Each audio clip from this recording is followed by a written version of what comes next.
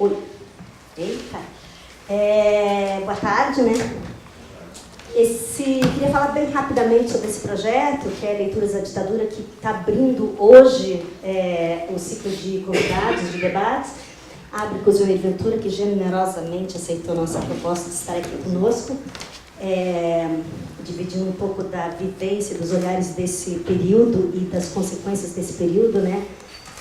Nesses 50 anos do golpe militar, né, do AI-5. Então, conversei com a Ana Zétula, que é gerente de cultura do SESI, que está lá no finalzinho, na turma do fundo, que é a idealizadora dessa casa e que tem feito muita coisa, vou falar aqui, Ana, tem feito coisas importantes para essa cidade.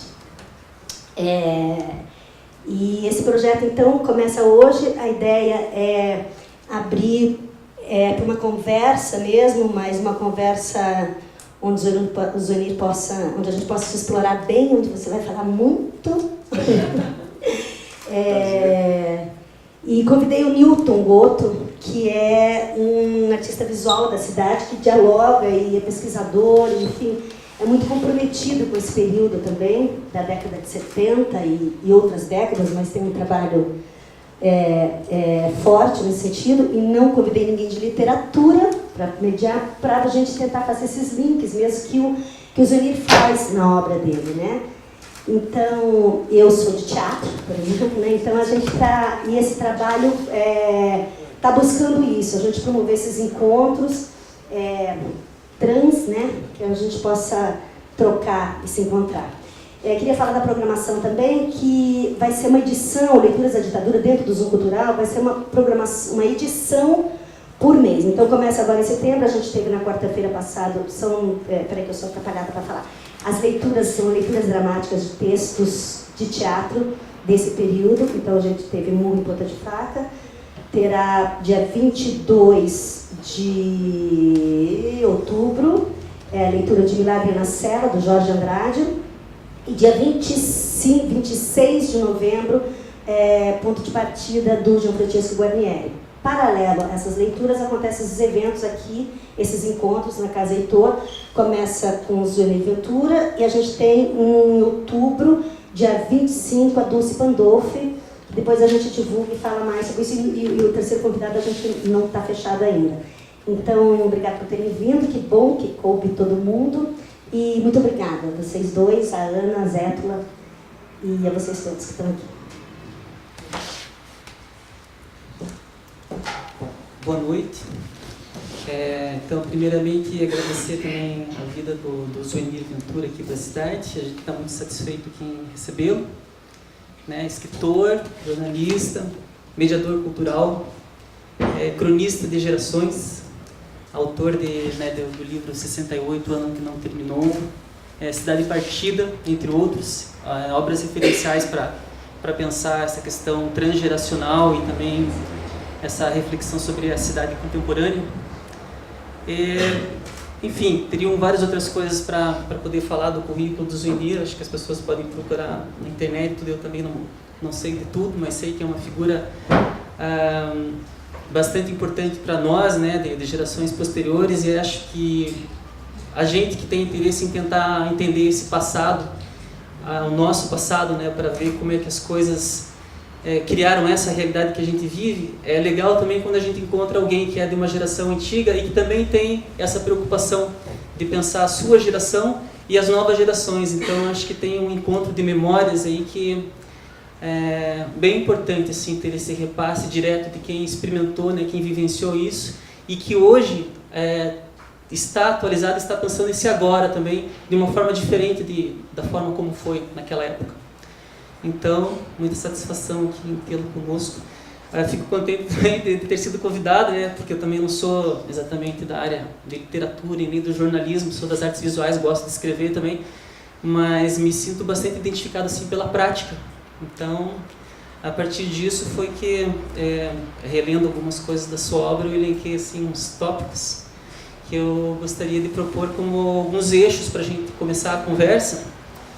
E na nossa ideia aqui, de trocando uma ideia, a gente achou que a conversa vai se desenvolver primeiro por esses tópicos, que são 4, e mais para frente a gente abre para o público para propor outras questões para o Zunir desenvolver e para a gente trocar essa ideia. Né? E o primeiro tópico que eu quero propor para o Zunir, já vamos direto assim, direto pro foco. Eu chamei de o delay das utopias. Então, no sentido de que, partindo principalmente do livro, né, de 68, naquele ideário todo que aquela juventude tinha, né, de transformação política, comportamental, e naquele momento já vivendo uma época de repressão, né, depois do golpe militar, e em 68 ainda com o golpe dentro do golpe, né, o AI-5 lá no final do ano, na época do governo Costa e Silva.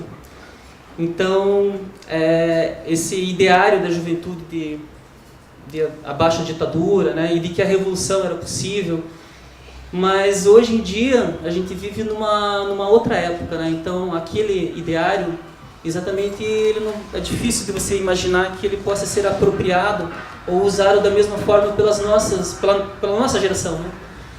Tem a questão do delay, né, que a gente usa tanto aí, em termos de, principalmente no caso da internet, né, a informação, o delay da informação, né, o retardamento do repasse da informação entre a emissão do sinal e a chegada do sinal, né, e a gente tem esse delay no sentido temporal, de uma utopia de uma época, de 68, e tem também o delay no sentido geográfico, né, uma utopia de maio de 68 na França, mas a gente está no Brasil e a gente está em 2014. Então, eu queria, de cara, propor essa questão o delay das utopias, você explanar um pouco sobre essa questão daquela época e agora. Você começou pela questão mais difícil. Ixi. Olha, eu primeiro queria tenho que agradecer estar aqui. É exatamente no formato que eu gosto, né, de uma coisa mais íntima, assim, olho no olho, corpo a corpo, porque hoje, quer dizer, dificilmente a gente tem esse tipo de comunicação, tudo mediado hoje por uma tecnologia, né? É a internet, a televisão, enfim.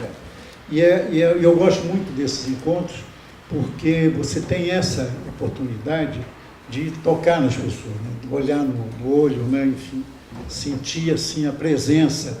Isso é ótimo. Então, estou adorando estar aqui, e até porque realmente eu quero transformar isso numa conversa, né? Que seja uma conversa. A única coisa que eu posso, né, trazer aqui para vocês é uma experiência de vida, né? Acho que a melhor coisa do meu livro é uma epígrafe, que não é minha, do Maria Andrade, que é assim: nós devemos ser, falando do passado, né, devemos ser exemplo. Não exemplo.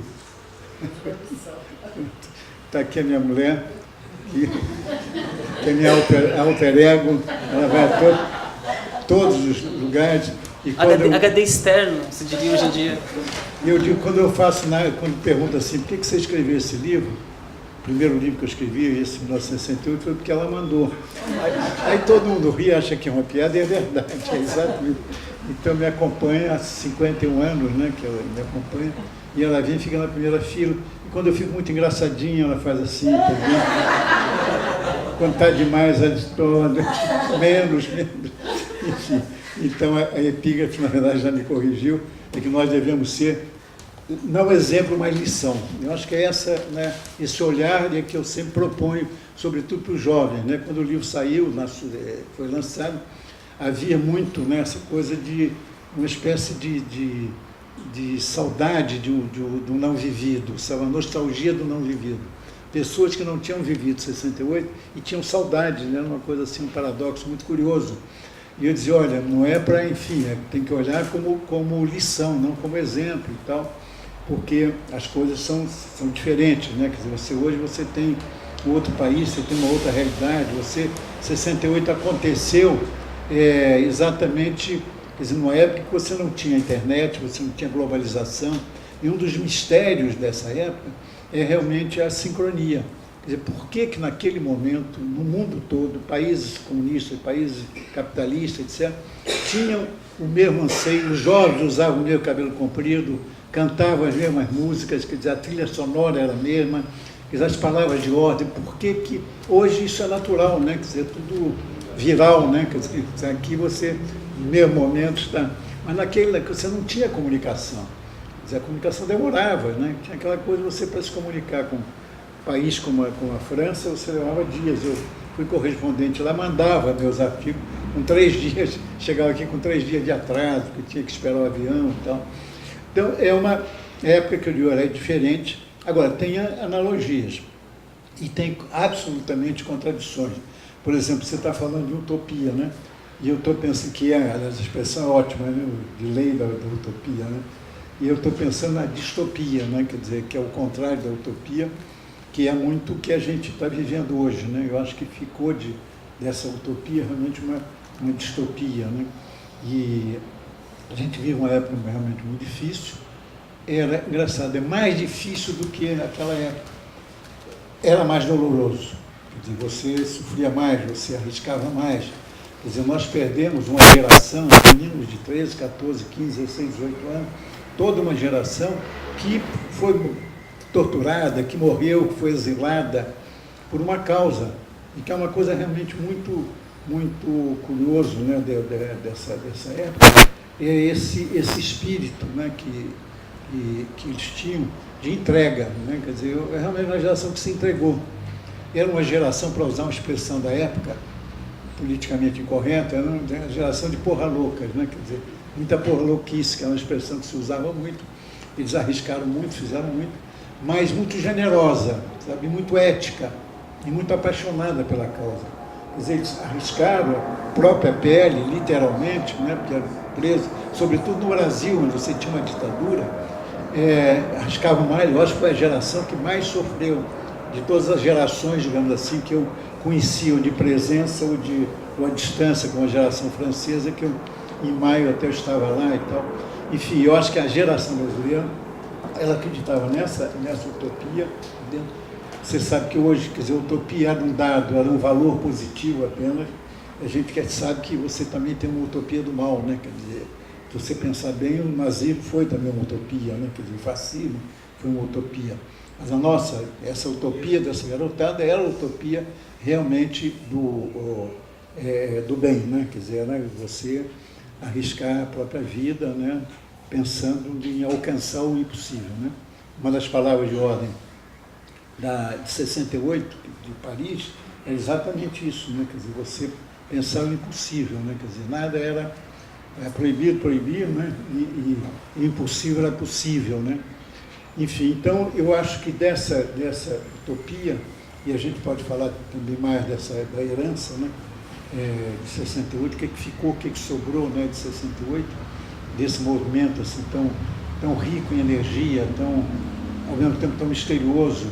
Tem um sociólogo na época que dizia o seguinte: Edgar Morin, vão ser precisos muitos anos para a gente entender 68. Eu quase que repito isso hoje também, porque ainda há mistério, né? E o primeiro é esse que eu disse, dessa sincronia, né? De acontecimentos, de pensamento, né? De mentalidade, né? De espírito, de comportamento, né? Imagina, tudo isso, né?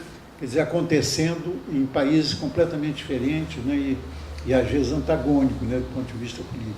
Então, basicamente, essa sensação que eu tenho, né? Que dessa utopia, eu acho que restou. Claro que há sempre utopia, é esperança, utopia, né? É vontade, é desejo, sobretudo. Então, esse permanece. Mas é preciso ver que a utopia tem um dado também, que é aquilo que não se realiza, né? E às vezes se realiza ao contrário, como no caso da distopia, né? O Zuenir já tocou um pouco nos tópicos aqui do nosso segundo eixo, que era a questão do legado, né, da geração de 68. Um tempo atrás, em 2003, eu fiz uma entrevista com a Vera Silvia Magalhães, que era uma militante da luta armada também no Rio de Janeiro, participante Sofreu muito, era a esposa do Gabeira, na época participou do sequestro do embaixador norte-americano, uma figura incrível, né, que foi torturada, e, enfim, sofreu muito. E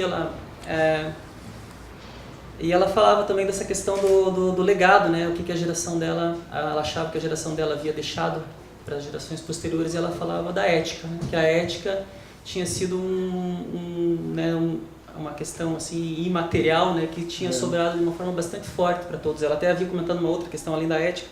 Ela falou que, diferente da luta pela macropolítica, ela vivenciava naquele momento daí a micropolítica do afeto, que era você tentar, ao invés de tentar derrubar o Estado, era pensar em como que você poderia tentar interferir no seu ambiente mais próximo para criar um efeito positivo, né, e construtivo.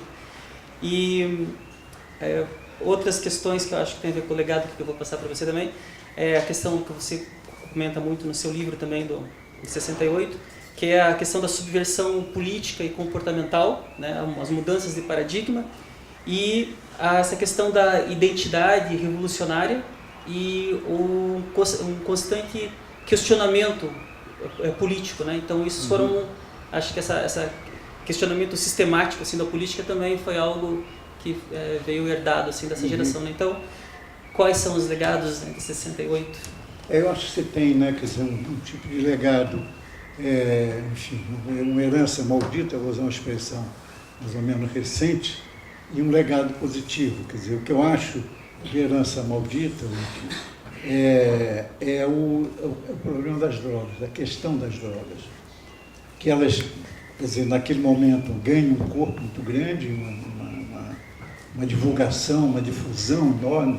Quer dizer, era muito comum você usar as drogas, era como uma vontade de ampliar os horizontes do possível, os horizontes do pensamento, da cabeça. O LSD era proposto por um psicanalista, né, como realmente a possibilidade de você aumentar a percepção. Né? Quer dizer, a droga, na verdade, se transformou num instrumento de morte hoje. Né? E pior até, não sei se pior, mas enfim, igualmente ruim quanto às drogas, realmente é a política de combate às drogas. É uma política que foi implantada pelo Nixon, em 68, e hoje, né, quando me perguntam qual é a solução, eu só sei, a certeza que eu tenho que a solução não é essa que, né, se usa em vários países, inclusive no Brasil. Eu acho que esse é o pior legado, a pior herança, é realmente uma herança maldita, que passou de um século para o outro, e eu acho que a gente não vai resolver, enfim, nesse século vai ser difícil resolver. Agora, ao lado disso, eu acho que houve um legado muito positivo.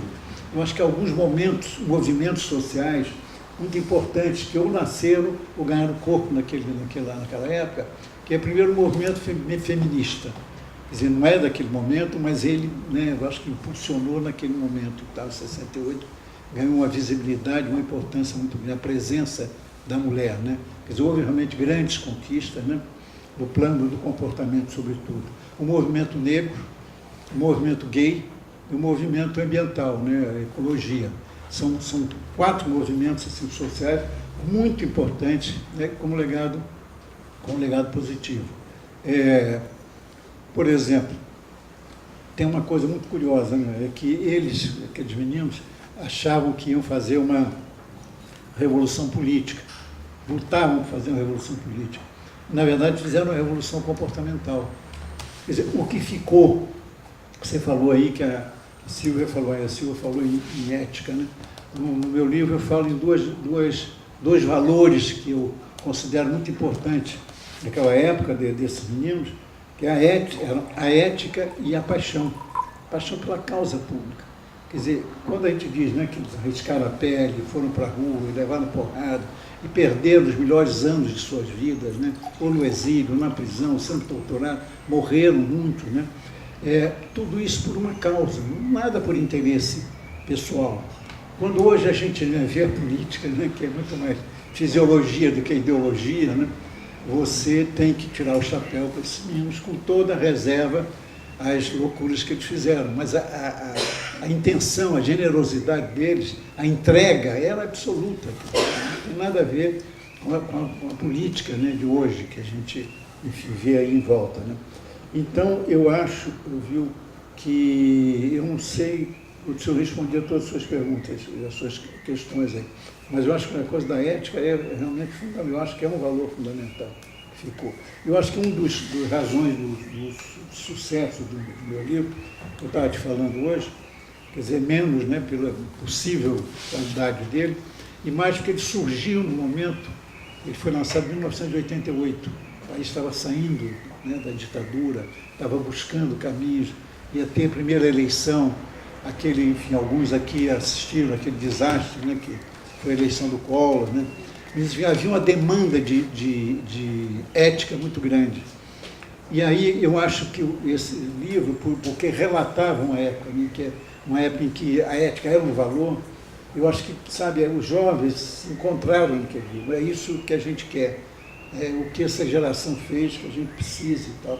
Eu acho que tem muito a ver com essa coisa da ética e da paixão, né? É por aí. Dentro, nem é um novo eixo ainda, dentro daquela questão, a gente comentou também, que havia o trabalho do Hélio Itzica, né, dentro daquela expectativa toda de quebra comportamental, daquela ideia do sentimento da marginalidade como uma inspiração assim, poética, né, e prática. Inclusive ele fez aquele estandarte, né, seja marginal, seja herói, e também aquele trabalho em homenagem ao traficante, o cara de cavalo.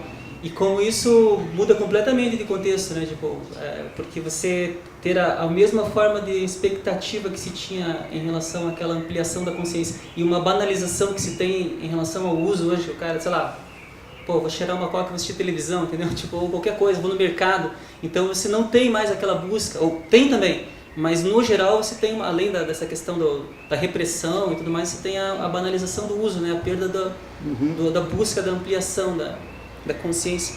E você se justificar, inclusive, pelo lema do Hélio Itzica é uma coisa bastante paradoxal, né? Porque ele é um grande artista, então, pô, o cara...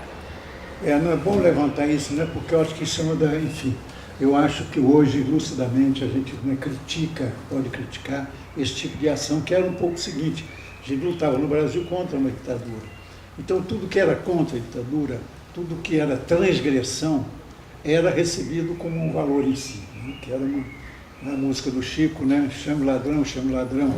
Quer dizer, você hoje não canta mais isso. Você quer chamar a polícia, que seja uma polícia boa, responsável, mas você não está pensando em chamar o ladrão, né? O caso do Itzica, né? Que seja marginal, seja herói, seja marginal e tal. Mas era muito, e tinha o seguinte, por exemplo, era muito valorizado, por exemplo, todo movimento transgressor. A transgressão tinha um valor positivo em si, quando a gente sabe que não tem valor em si, a transgressão. Tem uma transgressão boa, uma transgressão ruim, né? Mas era tudo recebido. Então, você tem a época do chamado bandido social, em que você achava que, como esse bandido estava lutando contra aquela sociedade, né, contra a qual você também estava lutando, que então ele era um aliado seu, né? Ele era realmente... E, evidentemente, né, a história provou, hoje a gente tem consciência de que não é isso. A minha geração, muito tempo no Rio, se ressentia muito, acho que até há pouco tempo, de, por exemplo, falar bem da polícia. Porque a polícia daquela época era um instrumento, né, armado, era o braço armado da ditadura, né, então a polícia era ruim, né, a polícia, hoje você sabe, você tem uma banda podre na polícia, mas que você precisa melhorar a polícia. Você não quer acabar com a polícia, não quer derrotar a polícia, quer que ela seja mais eficiente, mais humanista, né, mais, enfim, civilizada, mas nunca que, né, acabar com ela. Então isso da transgressão é uma mudança, ainda bem, uma mudança muito grande, de que, enfim, qualquer bandido, né, ganhava assim, ares de herói, né, chamado bandido social, que é uma expressão de um sociólogo importante e tal.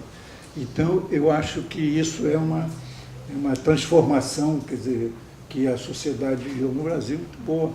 Quer dizer, a gente sente ainda, né, como diz a minha geração, resquícios, um certo medo de, por exemplo, né, a censura, né? Claro que você não quer censura, nós experimentamos, né, é horrível, não, mas você precisa de algum controle. Quer dizer, quando você fala, você não pode misturar censura com controle, né, com controle de qualidade, controle ético, né, controle... Hoje, por exemplo, uma das questões que você enfrenta é a internet, que a gente sabe, né? Eu acho que não tem que ter censura, evidentemente, até porque não funciona, né? Nunca funcionou, mas tem que ter um autocontrole, alguma coisa, né? A gente vê a todos os momentos aí que existe uma internet do mal, né? Quer dizer, coisas que até tem uma coisa pessoal, a internet, por exemplo, já me matou, né? Quer dizer, um dia deu uma notícia, um site importante, que eu tinha morrido, parece que não era verdade, né? E aí eu brinco dizendo o seguinte, que, né, houve gente que levou três dias para ressuscitar, eu levei 3 horas, entendeu? Enfim, mas era Mas isso é um dos, né, fora o que hoje é feito em termos de reputação das pessoas, né, de moral. Então, agora, você sabe que a censura, quer dizer, realmente não funciona como não funcionou aqui durante o tempo que ela imperou no país. O que aconteceu é o seguinte, ela impediu que se tomasse conhecimento do que estava acontecendo. Muito jovem hoje diz assim, mas olha, naquela época, hoje se rouba muito mais do que na época, ou naquela época não tinha, né, essa corrupção que tem hoje. Olha, tinha e talvez até muito mais, só que você não sabia. Quer dizer, hoje você tem, é horrível que tem, mas você tem assim uma espécie de nervo exposto, né? Você está vendo, cheira mal, etc. Mas é melhor, né, você ver isso que está acontecendo do que tentar botar band-aid como se fazia, como a censura fazia. Era um país cor-de-rosa, tudo maravilhoso, nem meningite você podia noticiar, porque aí você estaria trabalhando contra a imagem do Brasil grande, do Brasil feliz e tal, tal. Então, em suma, a democracia é muito melhor, com todos os problemas, né, que ela tem. Eu não sei se estou respondendo a sua pergunta, eu também estou preocupado em falar. Está super respondendo, está indo além. Corrige. Bom, em 68, naquele período todo da ditadura, mas até 68 principalmente, né, era comum na geração perceber a realidade como no sentido da revolução é possível, né? A revolução é possível. Tinha exemplos, inclusive, que faziam com que exemplos de Cuba, né, da China, enfim, a revolução estava no Vietnã, enfim, a revolução era possível. E os modelos de revolução que se pensavam naquela época, né, que era muito discutido principalmente pelos mais politizados, né, era aquela proposta a reformista e uma mais radical que seria realmente de destruir, quebrar tudo e depois ver o que acontece, né? E essa reformista tinha uma perspectiva de acumulação de forças também, né? E que parece que no sentido de ampliar a consciência coletiva para que realmente uma mudança possa acontecer. Eu sou mais partidário dessa daí também. Enfim, eu também. E fico pensando hoje em dia, né, então, que é o próximo tópico, né? Qual revolução é possível, né? Que revolução é possível? Você tocou num ponto fundamental. Essa palavra era uma palavra mítica, né? Essa revolução é uma palavra sagrada, né? Quer dizer, eu, por exemplo, era um reformista, e isso era uma das piores acusações que podia receber, porque o reformista era um horror. Tinha, né, eu lembro de uma expressão que até hoje ele, até há pouco tempo, pagava por isso, que foi o Fernando Gabeira na minha casa, na Urca, né?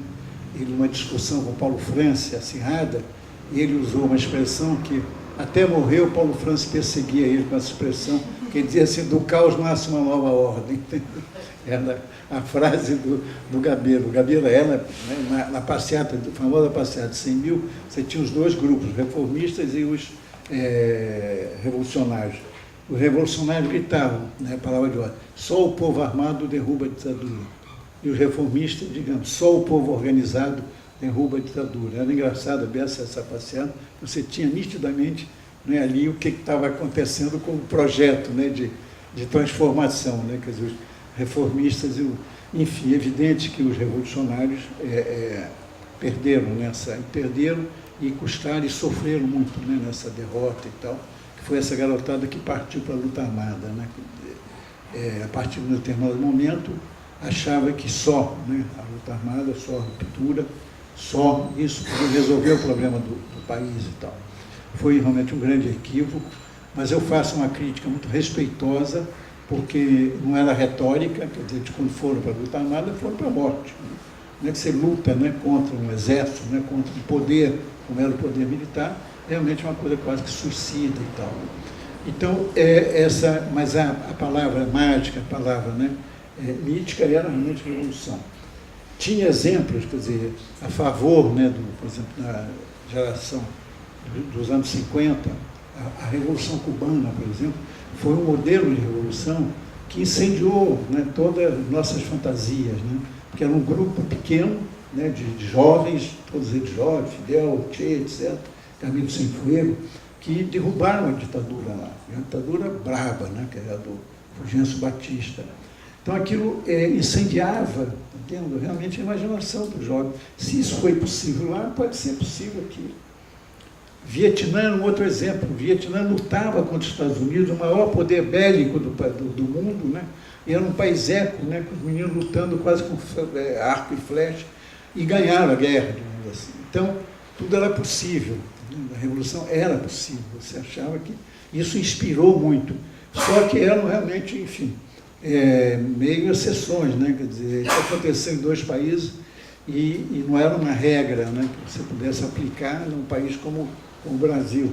Mas foi então a revolução, quer dizer, hoje você sabe que é a coisa mais complicada, né? Quer dizer, as transformações, isso a gente pode talvez até entrar enfim, em junho do ano passado e tal, que é aquele movimento muito generoso que teve dos jovens e tal, e tentar uma análise daquilo, mas eu acho que de certa maneira havia um pouco essa crença também, uma certa pressa, né?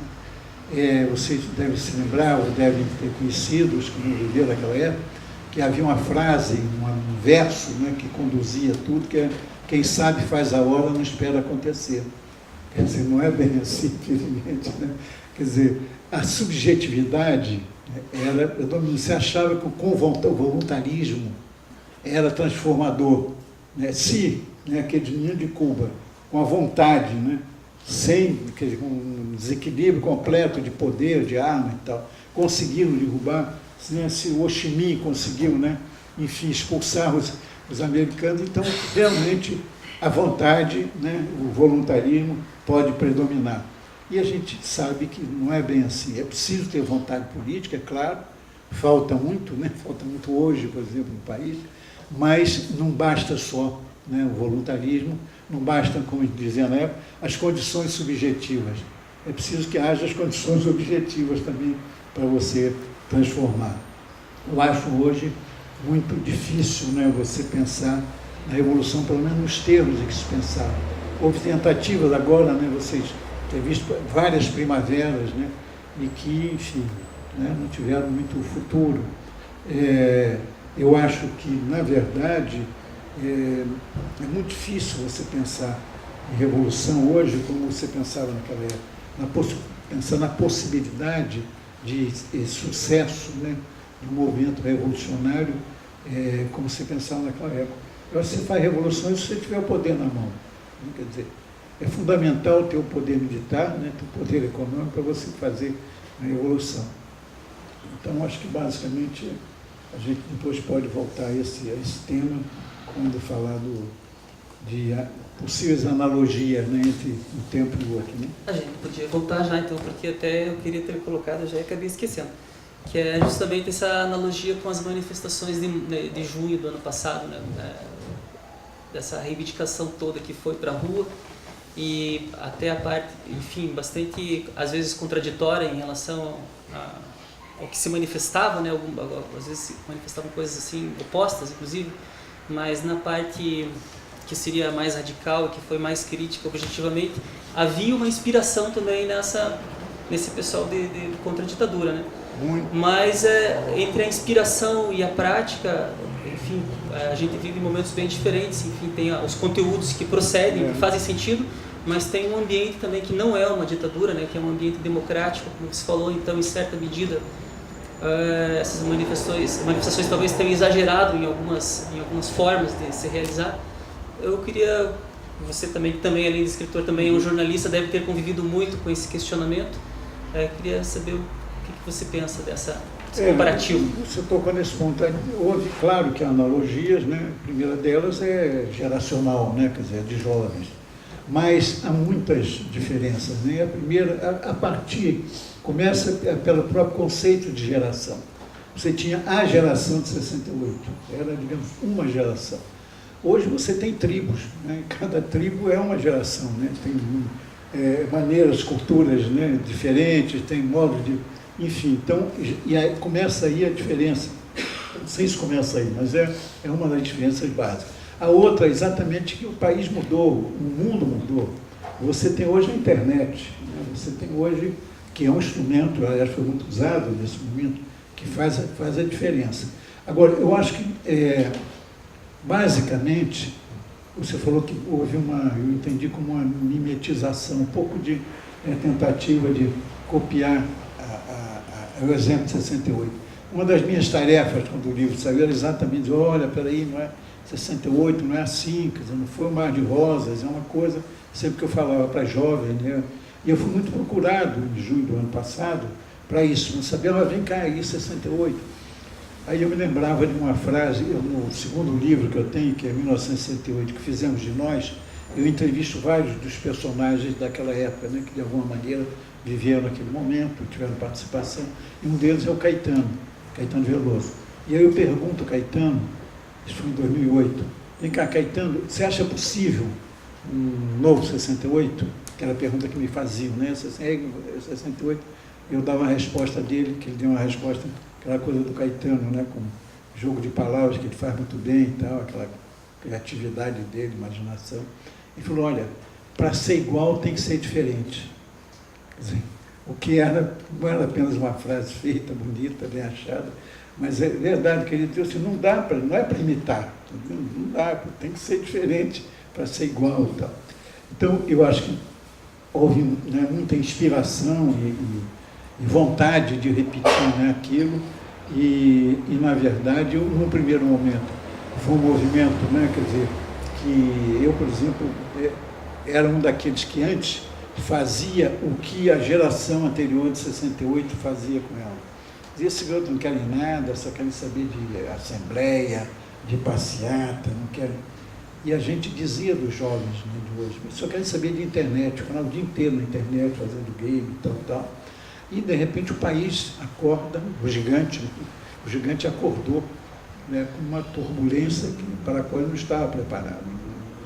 E esse episódio vocês todos viveram, né? Foi quase que de um dia para o outro, né? E de repente 1 milhão de pessoas nas ruas, né? Dos jovens puxando nessa gente. E menos pela causa, né? Você lembra que a causa era pequena, né? E eles mesmos diziam, não é pelos 20 centavos, né? Não é por isso, né? É muito mais, né, que eles estavam reivindicando, lutando, indo para a rua e tal.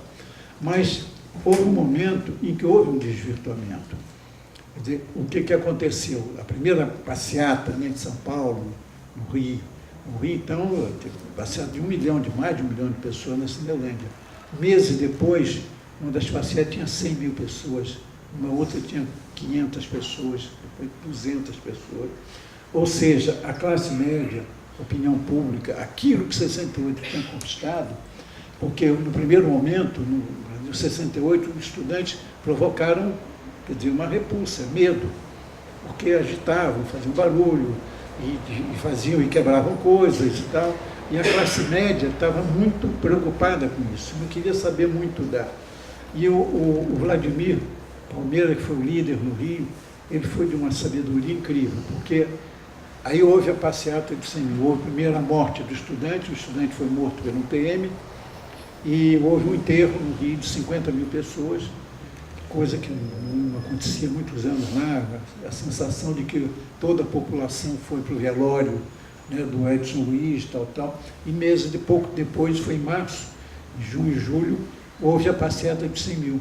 E havia uma expectativa, uma tensão muito grande, porque você temia que houvesse, né, a tentativa de vingar a morte do Edson Luiz, né, de virtuar todo aquele movimento que tinha acumulado força e tal. E aí foi um sucesso porque não houve tumulto, houve, enfim, coisa, mas a classe média, a opinião pública, aceitou naquele momento o movimento, né, dos estudantes, quer dizer, realmente aplaudiram os estudantes. Lembro que a palavra de ordem do enterro, né, do Edson Luiz é: se mataram um estudante, e se fosse um filho seu, mataram um estudante se fosse um filho seu. Eu lembro da sensação à distância que o Rio de Janeiro todo repetia isso, né? Aí veio essa passeata, o Vladimir teve a sabedoria de um determinado momento mandar que todo mundo sentasse, eram 100 pessoas e todo mundo sentou. O Nelson Rodrigues, né, o genial Nelson Rodrigues, que era crítico do movimento estudantil, ele era muito ligado aos militares, era um reacionário, como ele mesmo dizia, né? E ele tinha uma frase, e ele ridicularizava os estudantes, ele era genial, inclusive, como cronista, e muito engraçado, mas irritava muito porque ele era crítico, né? E aí ele dizia o seguinte, que a única pessoa que ficou de pé foi a Granfina, que tinha lido a orelha do Marcuse. Marcuse era o filósofo da moda, né? A única que tinha ficado de pé, você todo sentado, e a Granfina de nariz, não sei o que, em pé e tal. Mas ele conseguiu, porque ele, agora há pouco tempo, em relação a esse movimento do ano passado, ele dizia o seguinte, porque eu tinha muito medo da infiltração. Sabia que a passeata estava infiltrada por agentes, né, provocadores. E quando eu mandou sentar, é porque aí ele tinha o controle, né, do movimento. Então acabou tudo. A partir daí, realmente, o movimento teve o apoio da população, teve o apoio da classe média e da opinião pública. Um processo diferente, né, quer dizer, do que aconteceu em junho, e que começa com apoio, pouco depois perde esse apoio, e o apoio se transforma em medo, né, quer dizer, as pessoas realmente tinham medo. Eu acho que aí houve um equívoco, né, de um movimento que tinha, né, se orgulhava de não ter liderança, de ser uma coisa horizontal, que era um pouco dizer o seguinte, olha, tudo bem, agora, quebrar, né, o caixa eletrônico não quebra o capitalismo. Entendeu? Você pode quebrar um símbolo do capitalismo, mas não é por aí, não é desse jeito. Né? E isso produziu, pelo menos no Rio, não só no Rio, São Paulo também, eu não sei aqui como foi, talvez em menor escala. Pichar o patrimônio público não destrói o Estado, né? Queimar ônibus, entendendo? 500 ônibus, né?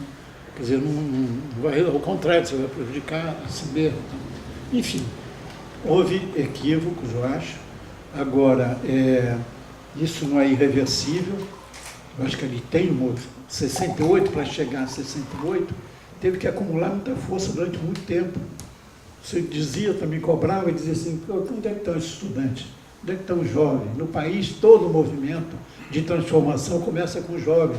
Por que os jovens? Em Paris era a mesma coisa, na França, o Raymond Aron, né, o grande sociólogo, dizia o seguinte, na véspera da Chantilly, né, da bagunça que virou de cabeça para baixo Paris, dizia assim, aqui não acontece nada, na França não acontece nada, e no dia seguinte estava explodindo a França, quer dizer, Paris pelo menos, e então era um pouco isso, eu não sabia, mas é porque estava havendo um acúmulo de força, estava havendo um movimento que se formava, né, meio que subterraneamente, no sentido que estava crescendo, e explodiu num determinado momento, que foi o ano de 68, né?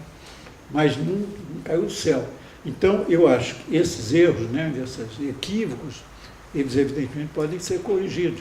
Isso não deve levar, tomara que não leve, à apatia que você achava, e de certa maneira estava, e que se encontrava a geração, aí, os jovens, né, estudantes e tal, do nosso tempo, né?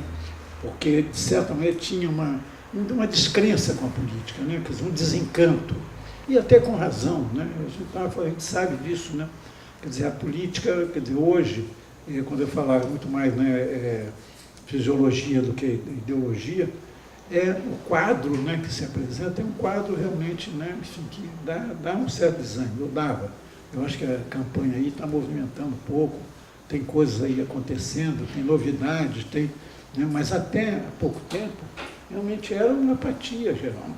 Como é que você pode, né, motivar um jovem para dizer o seguinte, olha, você tem que ser senador, né? Você tem que ser deputado, ele vai olhar os piores exemplos, né, que a política nos dá. Eu acho que esse desencanto pela política não se justifica, claro, porque não é dessa maneira que você transforma, não é pela omissão, mas você entende, né? Eu entendo que não seja uma carreira, né, quer dizer, hoje, que seja, né, convidativa para um jovem idealista. Né?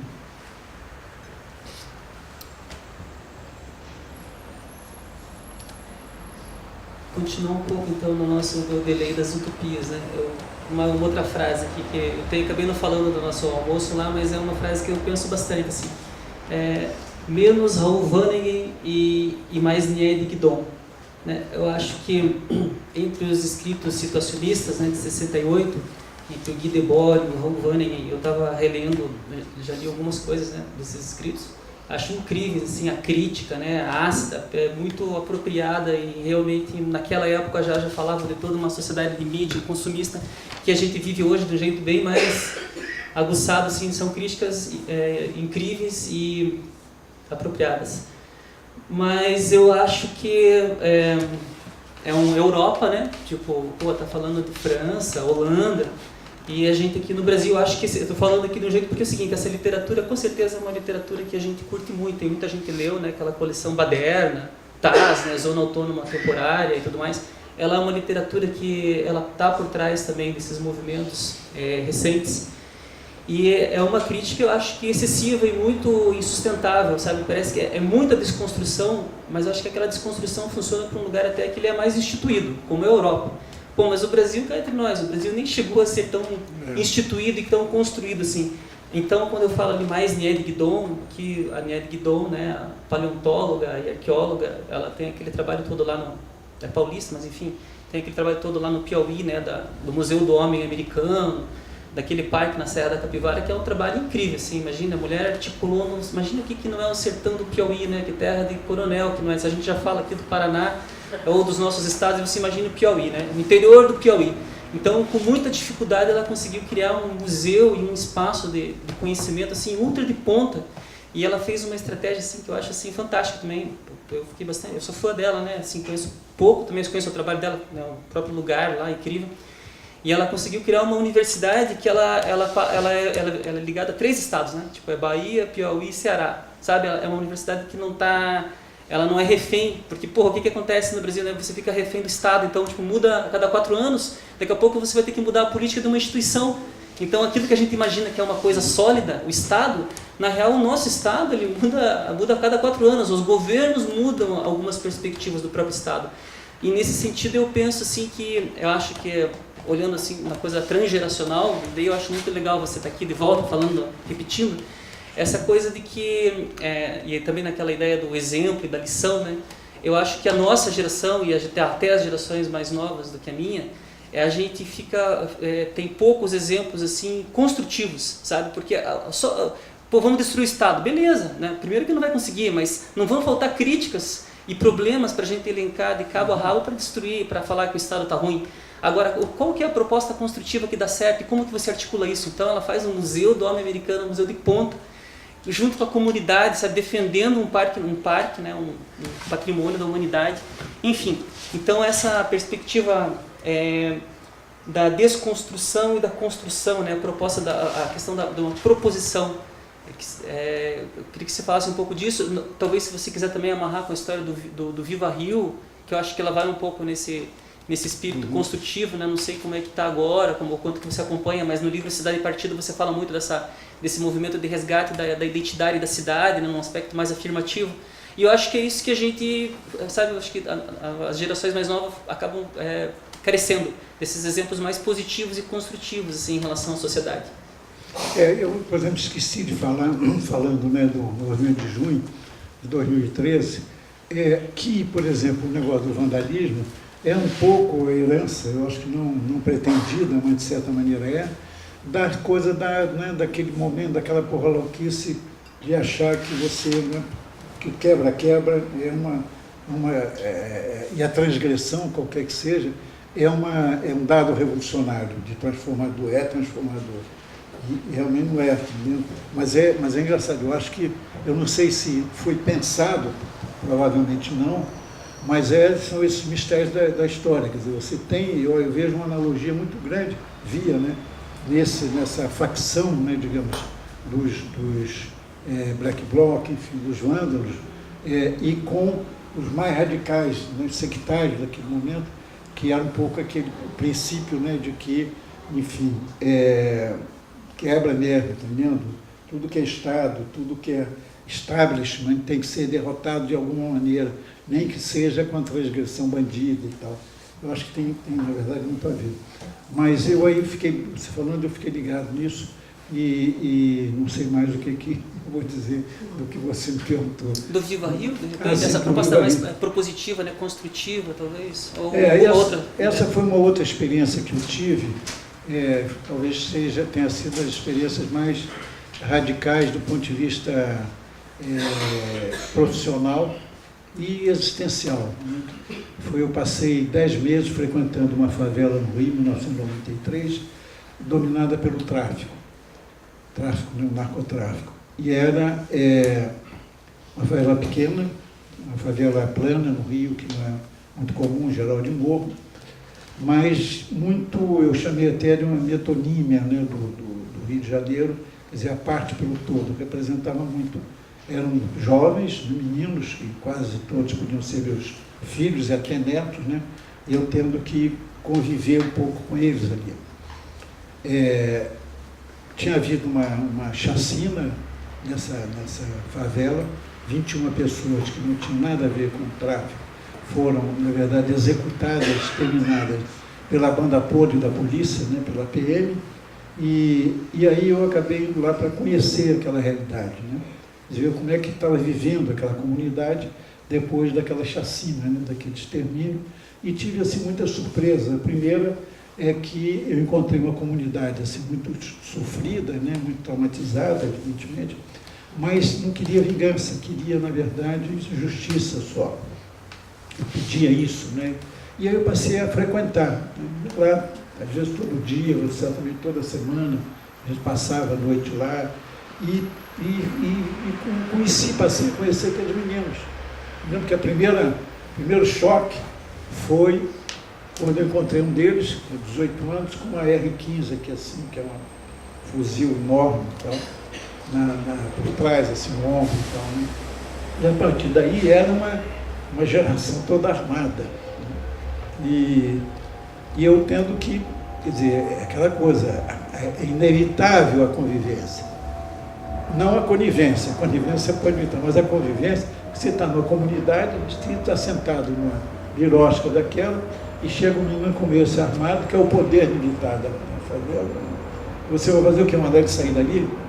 Ele te dá um piteco, né? Enfim, então foi uma experiência assim, muito radical mesmo, entendeu? Eu tive duas experiências radicais profissionais, essa e a experiência depois da morte do Chico Mendes, quando eu fui para o Acre, passar lá um mês, para apurar a morte dele. Foi quando eu conheci até a Marina lá, que ainda era uma jovem e tal. Então foi com duas experiências assim, diferentes de 68. De 68 eu relatei, na verdade, uma experiência que eu tinha vivido também, mas não tem, só tem no livro todo. Eu acho que uma vez que eu uso o pronome eu, que eu procuro sempre distanciar. Eu vi mais de 200 pessoas e queria que fosse o relato de uma experiência coletiva, que não fosse a minha visão só. Agora, nessas duas outras experiências, sobretudo essa de Cidade Partida, né, de Vigário Geral, realmente eu sou o personagem, porque eu queria registrar também o choque cultural entre um cara, né, já de meia idade, assim, morador de Ipanema, né, Zona Sul, Maravilha e tal, a 30 minutos, né, ou a 30 quilômetros, de uma realidade completamente diferente, que era o Vigário Geral, que eu não conhecia. Conhecia Nova York, conhecia Paris, conhecia o quê, e não conhecia realmente essa favela lá de... Então, era uma outra, eu já tinha feito 68. E uma das dificuldades até que eu tive lá é o seguinte, que um desses meninos, o traficante, o João, 18 anos, ele sabia do livro e queria que eu desse o livro para ele. Chamado de coroa, era chamado lá de coroa responsa, né? Então, coroa responsa e tal. Então, ele queria o livro. E eu enrolava... Sangue bom também. Sangue bom também, sangue bom, exatamente, sangue bom e coroa responsa. E ele queria o livro. E eu não queria dar o livro, uma coisa muito simples, é que eu tinha que dar um autógrafo se eu desse o livro, né? Quer dizer, com um abraço, um amigo do fulano, né? Para João, que ele chamava João. Falei, amanhã a polícia vem aqui, pega esse livro. Para o parceiro. Como é que eu vou me explicar depois para a imprensa, né? Então eu enrolava, e ele disse, olha, cadê meu livro? Eu falei, não, seu livro vem e tal. E ele estava nascendo o filho dele, e eu também morria de medo de me chamar para padrinho do filho. Você tem que ir lá ver o moleque, vai lá ver, conhecer o moleque e tal, e enrolava e tal. Mas, enfim, aí eu tive a experiência de duas gerações completamente diferentes, né? A geração de 68, que era geração, enfim, quase que, enfim, juventude dorê, né? E essa geração, né, lá dos traficantes, né? Dos meninos, todos assim, garotos. O chefe do tráfico, o Flávio Negão, né? Que eu fiz uma longa entrevista, morreu depois do tiroteio, com 24 anos, né? Ele morreu logo depois, então. Eu ia perguntar até. Ele morreu, eu estava em Cuba, mas aconteceu uma coisa engraçada, porque eu estava lá numa palestra em Cuba, o Zé Rubio Fonseca, estavam juntos lá, no júri lá do Prêmio das Américas, e ele chegou para mim, interrompeu, tinha uma fala assim, e falou, olha, mataram Flávio Negão. E para mim foi um choque pelo seguinte, eu não queria, tanto que quando o livro ia sair, eu fui a ele e disse, olha, se esse livro for lido pelos seus desafetos, seus inimigos, você, sua vida está em risco. Eu estou pensando na polícia e nos seus inimigos, né, do tráfico e tal. Está pouco ligado para isso, não estou ligando a problema. Não, mas eu tenho, porque eu também não quero essa responsabilidade para mim. Então, quando chegou essa notícia lá, eu falei, você vai ver que foi em função do livro. Depois tive um alívio muito grande, tempos depois, quando descobri que não, que a polícia matou sem saber quem era. Foi por acaso, ele atirava muito bem. Magrinho, moleque assim, a perna dele era no sul do meu braço e tal. Agora com uma metralhadora na mão, era um diabo, né? Uma coisa...